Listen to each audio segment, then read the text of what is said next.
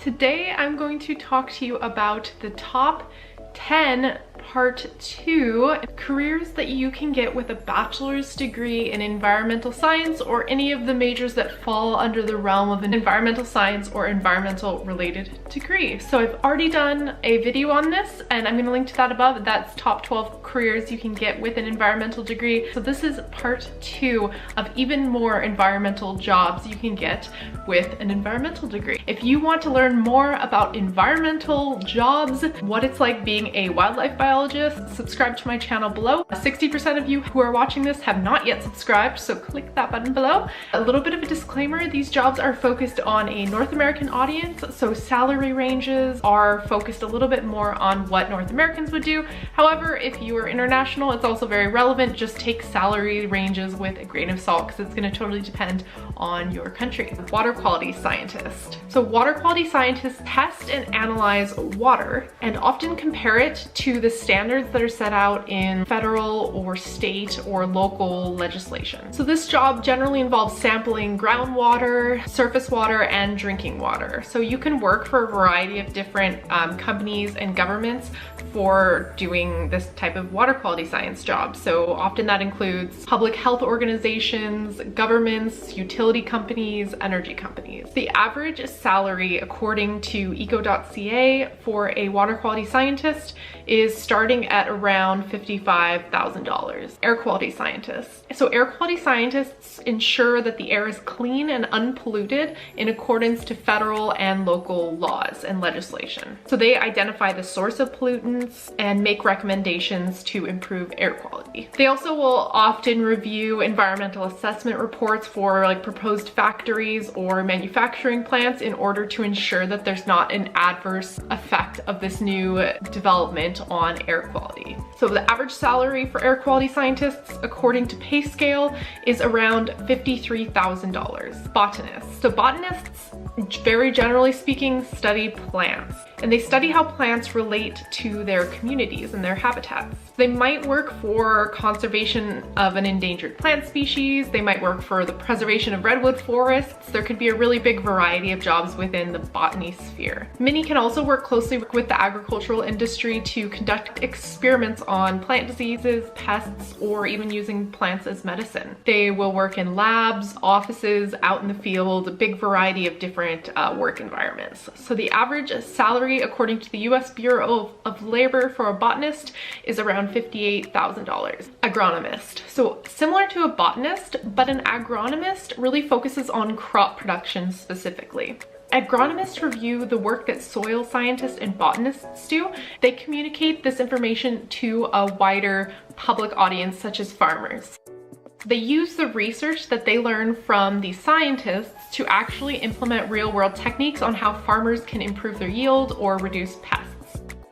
They may consult specifically with farmers, for example, going out to a canola field and telling a farmer why a crop might be failing or maybe why soil is depleted of nutrients. So there's many different job opportunities within the sphere, especially if you live in a agricultural rural area where there's a lot of farming. So the average salary according to environmentalscience.org for an agronomist is around $58,000. Ecotourism operator. So an ecotourism operator generally involves anything within the realm of environmentally sustainable tourism. So that could include leading clients out on tours of the natural environment and explaining how to be more sustainable in their everyday life, running an eco lodge out in the Amazon rainforest, for example, whale watching tours. This type of job really focuses on socially responsible travel and wildlife conservation and environmental sustainability. So the average salary for ecotourism operators starts at around $20,000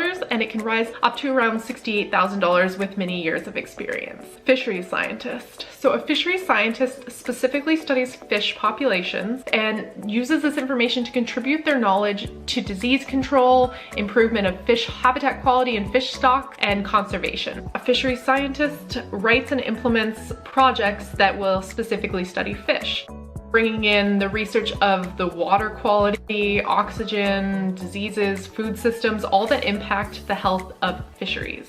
So they may work in the field or at an environmental consulting firm, or for an energy or mining company specifically, with government, or even at a private fish hatchery. The average salary for fisheries scientists starts at around $35,000 with a bachelor's degree and rises up to around $60,000 to $80,000 as you gain years and years of experience. GIS specialist. So GIS stands for Geographical Information Systems. So GIS specialists manage, analyze, and model geographic and spatial data on the computer. So GIS programs specifically let you look at maps, and then you can overlay environmental features that will be relevant to whatever you're looking at. So for example, you can add in rivers onto a map, roads, or wildlife habitat polygons. It really helps analyze the spatial information when working with scientists. So GIS specialists often work in an office environment, primarily on the computer with these GIS programs, but it can also involve a little bit of field work, potentially testing out your GIS systems if you're building apps or programs. So GIS technicians make on average around $43,000 to $54,000 according to eco.ca. Avalanche forecaster. So avalanche forecasters combine mountaineering with science in order to predict avalanches and issue avalanche warnings in mountainous areas or areas that have a risk of an avalanche. So they use their skills to determine mountain conditions, weather, snowpacks, and snow science in general to evaluate the risk of avalanches. So they work for a big variety of different places. They could work for ski hills. For example, a ski hill needs to know the avalanche risk when doing avalanche control to keep the skiers safe. Federal and local governments, such as Avalanche Canada up here in Canada, colleges, transportation agencies, you know, if there's an avalanche affecting a potential highway, you need to have avalanche scientists looking out and detecting the risk of avalanche through this road area, and ecotourism and adventure companies. The average salary for avalanche scientists is around $44,000. Geologist. So geologists study the physical attributes of the earth, and that's primarily rocks and minerals. They use math, physics, and technical geological knowledge in order to do their job. They often work in exploration for oil and gas, mining. So the day-to-day work for geologists involves conducting geological surveys and field studies, also drilling programs and soil and sediment sampling. The American Association of Petroleum Geologists has put the average starting salary for a geologist with a bachelor's degree of $92,000, which is quite a bit, and that raises all the way up to around $160,000 with 10 to 15 years of experience. Keep in mind also a lot of these jobs are working directly with energy companies, so that's why the salaries are a little bit higher paid. Park ranger. So park rangers implement natural resource management techniques to help deal with the day-to-day happenings in a park. This includes public safety, law enforcement programs, assisting scientists with research, monitoring wildlife, capturing and relocating problem animals, and making public presentations to the people coming through this nature area, and providing first aid and search and rescue support. So this one is almost completely in the field, often in remote areas. We'll maybe go out for a whole season, and it also includes maybe a little bit of office work as well too, to deal with the administrative side. So park rangers on average make around $52,000 a year. I will say, just because you have a bachelor's degree doesn't mean you're guaranteed to get any of these jobs. You still have to incorporate internships, you have to incorporate volunteer work, skills outside of school in order to get into one of these fields. If you want to hear more about how actually to get an internship that's going to help you get a job, check out my internship video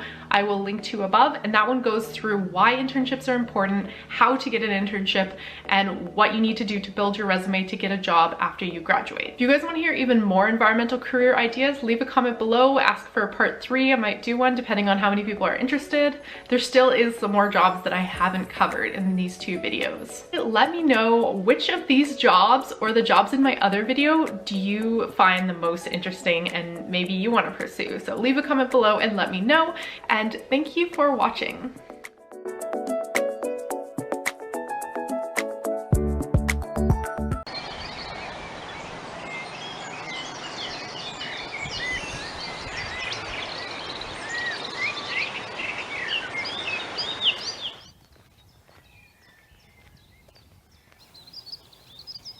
I'm Lucy Groves, I'm the White Stork Project Officer for Durrell Wildlife Conservation Trust, and I'm based here at the Net Rewilding Project in West Sussex. And behind me we've got one of our nests for this year where we might see our first wild white storks hatching any day now.